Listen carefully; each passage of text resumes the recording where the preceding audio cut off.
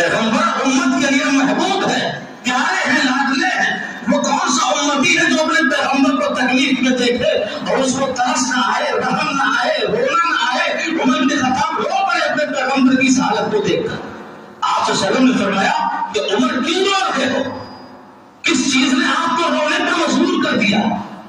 حضرت عمر رضی اللہ تعالیٰ عنہ نے جواب دیا کہ اللہ کے نبی، یہ کیسر و کسریٰ کے جو بادشاہ ہے، یہ کیسر و کسریٰ کے جو حکمراں ہیں، یہ لوگ نرم ملائم گدوں پر سوئے، نرم ملائم گدوں پر آرام کرے، اور میرا پیغمبر ہو، میرا تاجدار ہو، سرور کونین ہو، سید البشر ہو، سید الانبیاء ہو، افضل الرسل ہو، اتنی ہستی کا مالک ہو کے اور اس کو اپنی زندگی میں ایک بستر نرم اور ایک تکیہ میں حصہ نہ آئے۔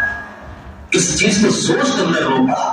اللہ کے نبی صلی اللہ علیہ وسلم نے نصیحت کرتے ہوئے فرمایا، آپ کو واعظ اور پند دیتے ہوئے فرمایا،